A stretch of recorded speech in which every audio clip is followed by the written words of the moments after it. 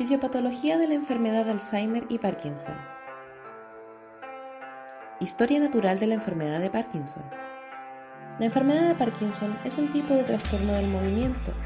Ocurre cuando las células nerviosas, neuronas, no producen suficiente cantidad de una sustancia química importante en el cerebro conocida como dopamina. Algunos casos son genéticos, pero la mayoría no parece darse entre miembros de una misma familia.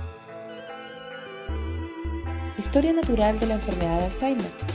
La enfermedad de Alzheimer es un trastorno neurológico progresivo que hace que el cerebro se encoja, es decir, que se atrofie, y que las neuronas cerebrales mueran. La enfermedad de Alzheimer es la causa más común de demencia, un deterioro continuo en el pensamiento, el comportamiento y las habilidades sociales que afecta la capacidad de una persona para vivir de forma independiente. En Chile, el 1,6% de la población presenta Alzheimer y se estima que para el 2050 el 3,1% de la población tendrá esta patología. Con 3.432 defunciones anuales, será la cuarta causa específica de muerte en Chile. El Alzheimer afecta a nivel mundial a 50 millones de personas aproximadamente, de las cuales el 60% viven en países con ingresos bajos y medios, y anualmente se registran cerca de 10 millones de nuevos casos. La prevalencia del Parkinson en Chile es del 19,9% de las muertes atribuidas a esta patología, la cual aumentó un 16,5%, posicionando a nuestro país como líder latinoamericano.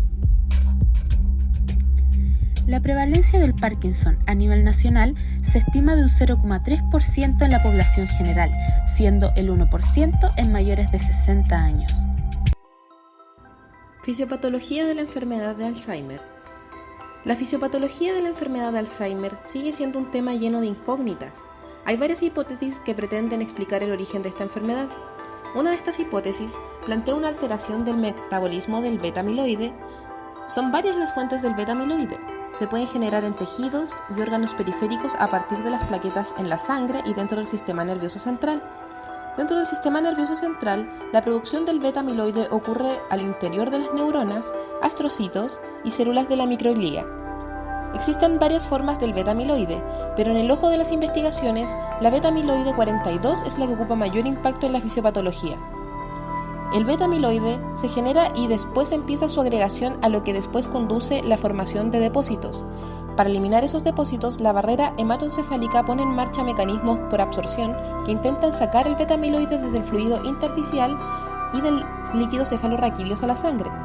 Una vez dentro de la circulación, se ponen en funcionamiento mecanismos de aclaramiento mediante degradación. Los mastocitos, los neutrófilos y algunas enzimas son las encargadas de este mecanismo. El beta-amiloide, que se genera a partir de las plaquetas, también se intenta eliminar mediante degradación por los leucocitos y las enzimas. Adicionalmente, los eritrocitos, las lipoproteínas y la albúmina pueden actuar como transportadoras del beta-amiloide para llevarlos al hígado y al riñón, órganos donde el beta-amiloide también puede ser degradado y excretarse por bilis y orina respectivamente. ¿Qué tanto se eleva el beta-amiloide de un paciente con Alzheimer en comparación con un paciente de su misma edad sana? Como ya se descubrió, proteínas pueden prevenir desde el tejido cerebral. En esta tabla, observa cómo el beta-amiloide 42 se encuentra en una concentración de 0,78 microgramos por gramo, mientras que en un paciente con enfermedad de Alzheimer se alcanza hasta 6,1 microgramos por gramo. Sobre el beta-amiloide 42 proveniente del músculo esquelético en un paciente sano, los niveles son de 10,2 nanogramos por gramo, mientras que en la enfermedad de Alzheimer se llega a 14,7 nanogramos por gramo. Otras de las alteraciones identificadas en la fisiopatología de esta enfermedad concierne a las proteínas tau. En una neurona sana, para su correcto funcionamiento es necesario que su citoesqueleto se encuentre íntegro. A su vez, los microtúbulos son parte de las estructuras del citoesqueleto. Los microtúbulos mantienen una estabilidad gracias a las moléculas tau. En un paciente con enfermedad de Alzheimer, las proteínas tau dejan de ofrecerle estabilidad a los microtúbulos, lo cual origina la dispersión de las subunidades de los microtúbulos. Como consecuencia, las proteínas tau se empiezan a desprender y a depositarse en enredaderas. Fisiopatología de la enfermedad de Parkinson. El cerebro está compuesto por materia blanca y materia gris que contienen millones de células nerviosas. Estas células nerviosas son neuronas. Se comunican mediante la liberación de sustancias químicas denominadas neurotransmisores. Cuando se estimula una neurona, libera un neurotransmisor que atraviesa una región de contacto denominada sinapsis y luego se une al receptor de otra neurona para transmitir la señal. La enfermedad de Parkinson es una degeneración del área del cerebro encargada de los movimientos musculares, específicamente de las neuronas pigmentadas ubicadas en la sustancia negra del cerebro medio. La destrucción de estas neuronas provoca una disminución de la dopamina, que es un tipo de neurotransmisor. En consecuencia, los nervios de esta área no pueden enviar las señales a otros nervios para coordinar movimientos específicos del cuerpo y esto ocasiona temblores corporales, lentitud en los movimientos, rigidez y problemas de equilibrio. Los científicos aún no saben exactamente qué lleva a la muerte de estas neuronas productoras de dopamina. Signos y síntomas del Alzheimer. Los signos y síntomas del Alzheimer son afasia, que es una dificultad del lenguaje, apraxia, que es una dificultad para poder reconocer patrones o secuencias del movimiento, agnosia, que es una dificultad para poder reconocer personas u objetos. ¿Esto a qué va a llevar? Va a llevar a una pérdida total del conocimiento, tanto para realizar acciones básicas como complejas. Va a llegar un momento que el paciente va a tener que llevar sí o sí una persona para que lo pueda estar observando día y noche. Signos y síntomas del Parkinson. Los signos y síntomas del Parkinson son temblor en reposo, bradicinesia, que es una lentitud de los movimientos, una rigidez del tono muscular y trastornos musculares. Esto va a hacer que los pacientes opten una posición de flexión de tronco, de cuello y las 4 extremidades.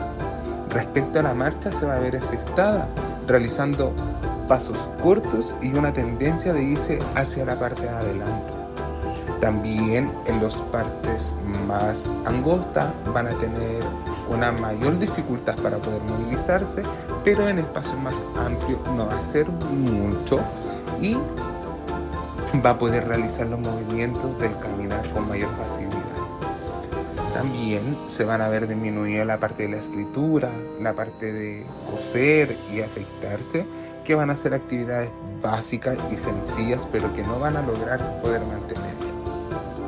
Las extremidades superiores son más afectadas en comparación también a las inferiores y lengua, mentón y labio no se ven tan afectadas. Criterios clínicos para el diagnóstico de la enfermedad de Parkinson. Paso 1. Diagnóstico de Parkinsonismo.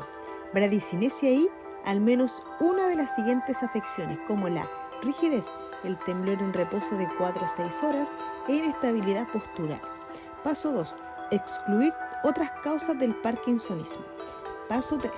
Criterios que apoyan el diagnóstico de la enfermedad, al menos 3 de las siguientes afecciones, como el inicio unilateral, el temblor de reposo, el trastorno progresivo, la afectación asimétrica con mayor afectación unilateral desde el inicio, la excelente respuesta a la levodopa, corea inducida por levodopa, respuesta a la levodopa durante 5 años y el curso clínico superior a 10 años. Otros criterios diagnósticos serían las neuroimágenes estructurales como la tomografía computada del cerebro, las neuroimágenes funcionales y ecografía transcraneal y las pruebas terapéuticas, las que se aplicarán a aquellos pacientes donde existen dudas sobre el diagnóstico diferencial del síndrome parkinsoniano. No se recomienda realizarlas en pacientes con diagnóstico de la enfermedad clínicamente aclarada o establecida. Dentro de ellas tenemos las pruebas agudas de levodopa y apomorfina y la prueba terapéutica con levodopa más inhibidor de la descarboxilasa. Criterios clínicos para el diagnóstico de la enfermedad de Alzheimer. Actualmente los expertos proponen 3 grupos de biomarcadores. Los biomarcadores para las placas de péptidos beta-amiloide etiquetados como A, que se miden a través de marcadores que se unen al beta-amiloide cortical mediante positrones o bajas concentraciones de beta-A medidos en líquido cefalorraquídeo.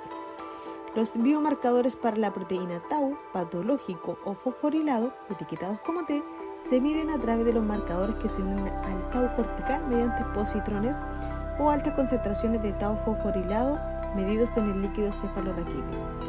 Y los biomarcadores para neurodegeneración e injuria neuronal, etiquetados como N, se miden a través del hipometabolismo de glucosa mediante positrones o altas concentraciones de tau total medido en líquido cefalorraquídeo o atrofia medidas a través de imágenes por resonancia magnética cerebral. De esta manera podemos establecer que una persona viva tiene la enfermedad si presenta al menos evidencia de beta-amiloide. Sin embargo, se requiere evidencia de beta-amiloide como tau fosforilado para completar los criterios neuropatológicos, mientras que la evidencia de neurodegeneración, injuria axonal y la información cognitiva establecen severidad de la enfermedad. Aporte de la fisiopatología de la enfermedad con los quehaceres de enfermería. En la enfermedad de Alzheimer y Parkinson y su fisiopatología en relación con el rol de enfermería, es difícil establecer diagnóstico temprano, porque cuando aparecen los primeros síntomas ya se ha producido daño cognitivo. Las señales tempranas, tales como olvidar información recién aprendida, irritabilidad y desorientación, podrían ayudar al enfermero a conocer las necesidades alteradas en la fase inicial en pacientes con enfermedad de Alzheimer, así como también los temblores, rigidez muscular, cambios en el habla o escritura, deterioro de la postura o equilibrio en caso del Parkinson. Es muy importante reconocerlos, ya que el enfermero tiene que ser capaz de reconocer los síntomas tempranos en estas patologías, ya que al estar el paciente en constante interacción con el enfermero tendrá una mayor facilidad a la hora de presenciar los signos y síntomas de una forma temprana. El personal de enfermería, al detectar cualquier problema en la resolución de escalas, lo transmitirá al personal más especializado para que proceda a una evaluación más profunda. En estos casos, se puede proponer un plan de cuidados que está estandarizado, donde se recogen los cuidados con mayor frecuencia requieren los pacientes recién diagnosticados de la enfermedad con el objetivo de mejorar su calidad de vida. Estos cuidados facilitarán las intervenciones enfermeras y proporcionará una herramienta de trabajo útil para el desarrollo de unos cuidados más eficientes y de calidad.